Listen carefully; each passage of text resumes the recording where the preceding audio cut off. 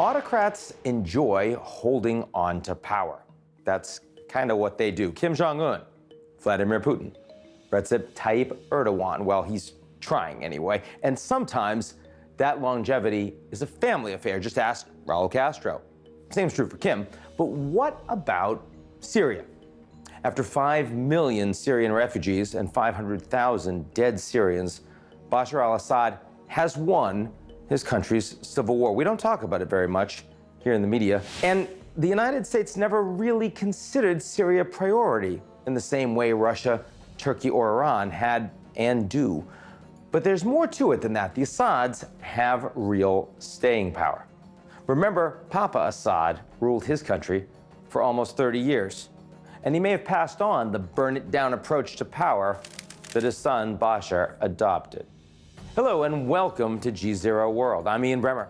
And today, I'll sit down with a man who's as plugged into the Assad family as they come and live to tell about it. He was the only journalist for a major Western newspaper permanently based in Damascus during those first years of Syrian civil war. I'm talking about Sam Dagger. Then, I've also got your puppet regime. Hey, sup, guys? Sorry I'm late. Can I get in? But first, a word from the folks who help us keep the lights on.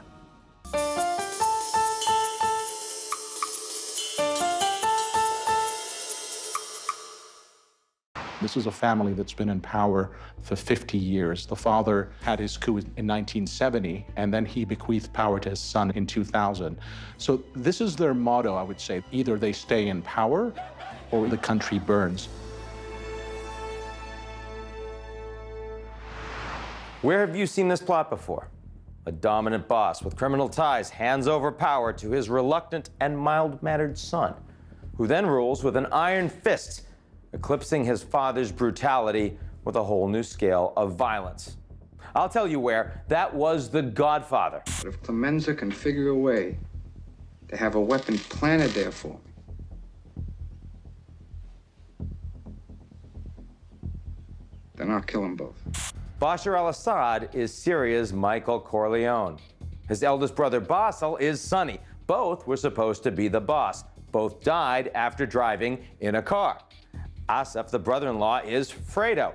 Both were rumored to have been killed by their brother, the new top capo, after being suspected of going against the family. And the father, Hafez, a man of the old school, was Vito. There's a long family history with the Assads that dates back to 1970 when Hafez first grabbed power. Born into an impoverished Sicilian, actually Alawite family, he resurrected the Ba'ath Party in Syria and built up its military with the help of the Soviets. When he died in 2000, his son Bashar, the British-trained ophthalmologist, you didn't see that in The Godfather, reluctantly took over. He was seen as a potential reformer right up until March 2011, when pro-democracy demonstrations were met with brutal government force. Fast forward to today. There are reports of Russian special forces and the Iranian Quds force fighting on the ground alongside government troops to help Assad finish the job. Syria's last opposition bastion of a bloody 8-year war is surrounded. And with U.S. forces largely withdrawn, Americans have all but checked out. Syria is not a U.S. priority after wars in Afghanistan and Iraq that are seen by most American citizens as failures. Nobody prioritizes the idea of Assad must go. That was, of course, Obama who promised that one. Under Trump, America First said no new wars would start. And while he was willing to engage in some pinpoint bombing to stop the Syrians from hitting their citizens with chemical weapons, after that, it was left to Assad. As a consequence, hard to see Syria as getting America's attention anytime soon.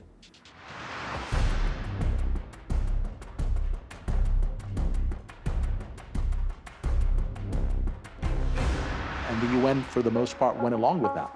They've got big nominal ideas, but that's very different from execution capacity on the ground. And that tells you, that speaks volumes. I'm delighted to be here with Sam Dagger, writes for The Atlantic, and also a fairly meaty tome that just came out, Assad or We Burn the Country. You were there. You were even imprisoned for a while. This was not your title. This was someone else's title. When did you see this? Well, this is the regime's slogan. I saw it on the walls of the opposition towns and neighborhoods that had been retaken by the regime with the help of Iran and Russia. So what would happen after they would reconquer these areas, the militias would go in, loot all the homes, then set them on fire, and then spray this graffiti on the walls, Assad or we burn the country.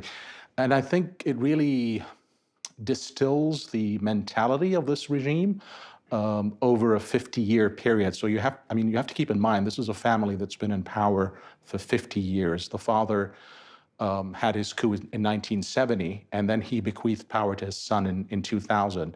So this is their motto, I would say. This is their guiding principle. Either they stay in power, or either the country burns. And it's the way they deal with their own people and the way they deal with the outside world as well. And having spent a lot of time on the ground and experienced this revolution and war, what surprised you? What's a principal message that the media was not covering, that the average person watching the show doesn't actually understand? A few people know this, that the father faced a similar challenge in the late 70s and early 80s. It wasn't only Islamist insurgents. I mean, when people think of that era, they immediately think of the Muslim Brotherhood and its armed wing that was challenging the regime. But there was actually, a secular protest movement against the regime. But like his son, 30 years later, he went after the peaceful protesters first. He wanted to get those people out of the picture and then say, I'm fighting a war on terrorism, exactly as his son did. For me, that was like the most revealing aspect of it. And was it equally effective? Were the tactics similar? Very similar, very similar. But obviously, the devastation under the sun was way, you could say 100 times more. With the father, it culminated in one massacre in Hama, a town called Hama, where estimates range anywhere from 7,000 to 10,000. But with the son, basically, you had a Hama in every neighborhood, in every town that rose up against the regime. I remember when the power was transferred to Bashar, and no military background, eye doctor. Certainly the hope was that he would be more oriented towards the West. A question I would have is, how does the fact that he didn't have that military loyalty, that military command hadn't come through the ranks, how did that affect the brutality? How did it affect the autonomy of individuals? And also, where you got your information for the book, right, was one of his colleagues from the military. Absolutely. His childhood friend from the Tlass family. So the Tlass and the Assads practically built this regime together. It was, the fathers, you had Hafez al-Assad and Mustafa Tlass, they built this regime.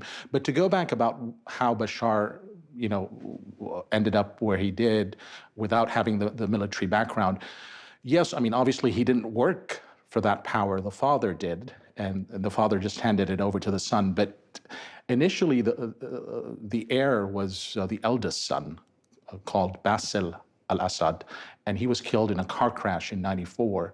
So basically, and you see that in the book. I devoted an entire chapter about the making of the heir, of the new heir, Bashar. So he's summoned from London, and he has to go through this grooming process. And the first order of business is to actually enroll in the military academy, even though he, as you said, he has zero background, zero inclination. And obviously, a lot of the regime insiders, the hardliners, were like, hold on a second. What are you doing? Why does it have to go to this son of yours? Maybe we understood the eldest son who had the military experience and the military aptitude. Yes, but this son, who was marginalized, who was on the fringe. In fact, he wanted to stay in London. He was studying to be licensed to actually work as an ophthalmologist in London. And suddenly, he's summoned back, and he's prepared to be the heir. And yes, I mean, you have to remember the context of this period, the 90s, the Clinton administration. I mean, Bill Clinton thought that Hafez al-Assad would be through Syria and his, I would say, partnership, because that's how he kind of framed it at the time, that he would be able to have comprehensive Arab-Israeli peace. And obviously, we all know that the talks that were going on between the Israelis and the Syrians. So in that context, Hafez was sending the message to the Americans, chiefly like, let me take care of my own power. I will engage in peace talks, but don't interfere in what I'm doing domestically. And I think the Clinton administration went along with that. In fact, at the funeral of Hafez al-Assad, the dad, when he died in 2000, Madeleine Albright was there. And you see that there's a scene in the book. And she meets with Bashar al-Assad for 15 minutes. And then she comes out and declares to the media, I'm comforted by the fact that he's going to take the same path as his father. And the regime insiders, the people from the Tlass family, who are like the main character in the book, Manaf Tlass and his father, they breathed a sigh of relief. They said, well, this is U.S. benediction to the transfer of power to the son. Yeah, and of course, that didn't go so well for them. When the uprisings start, on the one hand, this is coming on the back of all of these Arab Spring uprisings. On the other hand, as you say, the Syrians and Bashar Assad's father had been through this before. So how does the regime think about it? How do they respond? How is it different from what we saw in Egypt, for example, and the ouster of Mubarak? Well, immediately, they gave the shoot to kill orders. They wanted to scare people off the streets. And there's new information in my book that the shoot to kill orders were coming directly from Bashar al-Assad, from his brother Maher, who heads the 4th Division. This is like an elite division of the army. And also their cousin, Hafez Makhlouf, he's an intelligence chief. So the orders were coming directly from these people saying, shoot and kill, because that's the only way to scare people off the streets. Shoot to kill the unarmed civilian demonstrators. Absolutely. Which did indeed happen. Absolutely. And the demonstrations were kind of snuffed out in relatively short order. Absolutely. I mean, every attempt by the protesters in Damascus, in other major cities like Homs, like Daraa, to actually occupy a square, because they were like looking to Egypt and saying to themselves, we want a Tahrir square, just like in Cairo, where we'd be able to protest. And every attempt by them was snuffed out with bullets and blood. There were a couple of attempts in Damascus. There was absolute carnage. I mean, they just opened fire on civilians who were just trying to occupy a square in Damascus. They did the same thing in Homs, and the orders were coming from the family. And then, if you remember, there was a period when they actually occupied a square in Hama, and that's the U.S. and the French ambassadors visited, and the protesters thought that maybe that would offer them some protection, but he ended up, assaulting the people who were in the square and killed a few hundred people. And then Obama came out and said he has to leave. At that moment. Bashar Assad must go. Must go, yeah. Still there, yeah, obviously.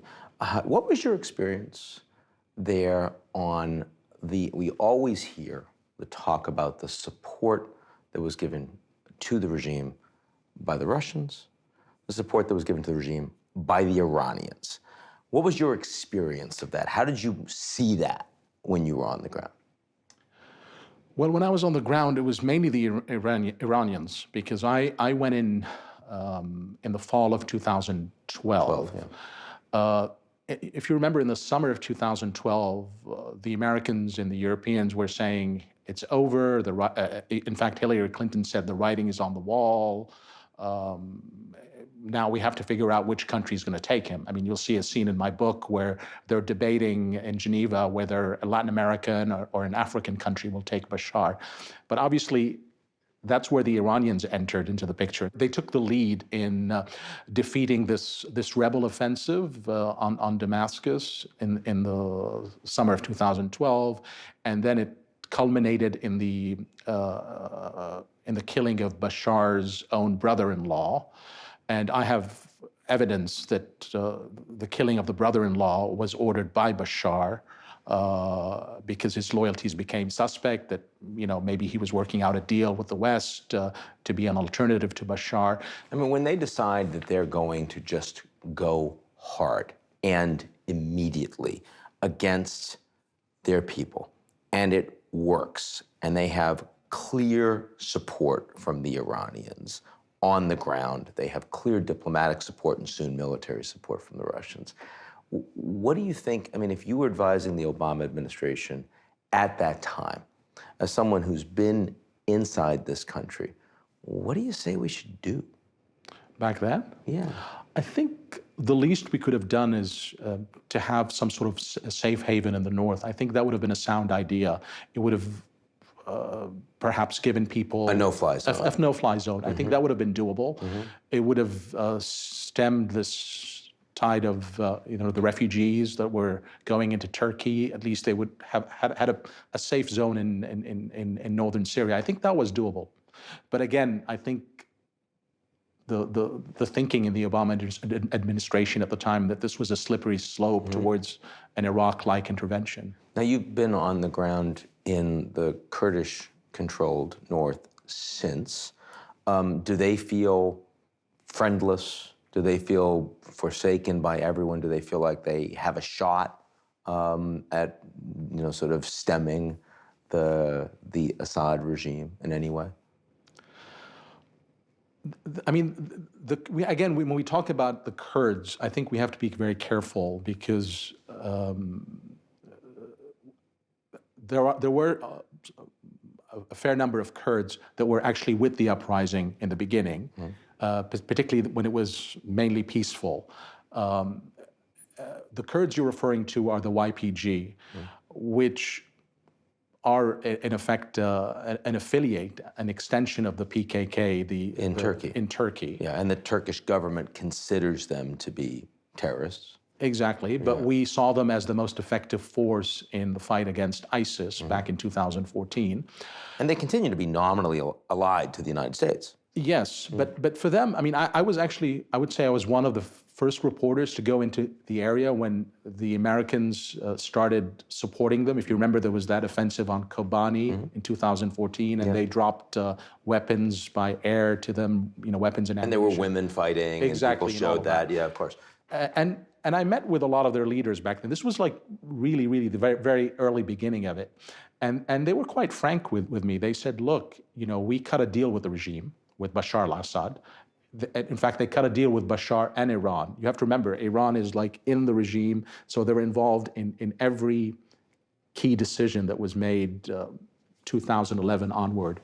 So they cut a deal with Iran and Bashar to manage their own affairs in this oil-rich corner of northeast corner of Syria. And in exchange, they promised the regime to allow the flow of oil to the regime from that region. And also the regime kept the airport in that area. I mean, till this day, the regime is still at the airport, and also a security presence in one of the major cities there called Qamishli in northeast Syria. So that was the bargain, because Bashar, in fact, at the time was facing so many challenges on so many fronts. A number of cities were up in arms against him. So he wanted to focus on Damascus, defending Aleppo, the big cities. And he was saying, okay, I'll come back to this area later. So the Kurds took over, and they saw an opportunity basically to team up with the Americans because everybody was against them. It wasn't only it was the Turks, the rebels were against them, the opposition, because they saw them as puppets of the regime or stooges of the regime. And so everybody was against them. So they said, why don't we team up with the Americans to fight ISIS, in the hopes of this partnership eventually allowing us to have our own autonomous zone. And that's what they told me. They said, we're in it in the hopes that eventually we'll have our own cantons, they call them. So we've been through this, extraordinary humanitarian collapse with half of the country fully displaced, with towns and cities, in some cases, destroyed. Now that Assad has reestablished control over almost all of the country, can you normalize? What's the process of rebuilding? And what's the process? Can people move back that had been, chased out by this regime? People are moving back, but do they support the regime? No. The majority are just realists. They say he's being defended by the Russians and the Iranians militarily. The Americans and the Europeans, for all intents and purposes, want him there. Again, that's the perception on the part of the Syrians, that, he's gassing people, he's committing massacres, he's targeting hospitals, as he and the Russians have been doing the past few weeks, and nobody's coming after him. He has some sort of, again, in the eyes of a lot of Syrians, he has immunity. So Tacit support. Tacit support. So they say, what can we do? It's not up to us. So they've kind of reconciled themselves to the fact that there's nothing they could do. And for them, they see what Syrians who left the country had to go through, the indignity, the humiliation, particularly in the region, in countries like Lebanon, Jordan, and also in Europe. And the danger. And danger. Yeah. So they say, maybe we should just stay home. And yes, the regime is back. The regime is awful. It's worse than before. One resident of Damascus told me, the regime's military boot is on top of our heads again. There's nothing we can do.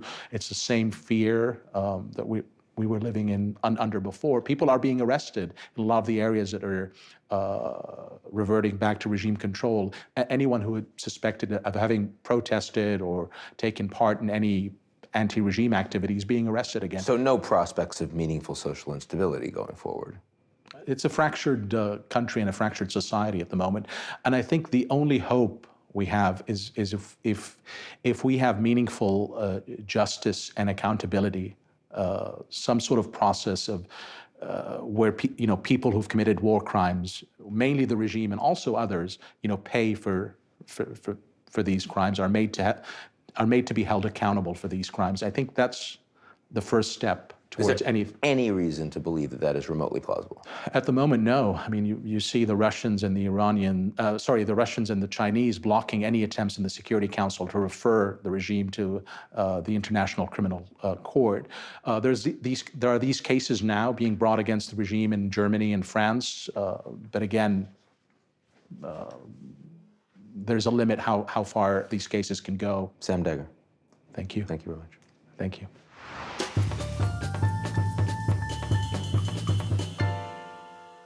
And now for something completely different, I've got your puppet regime.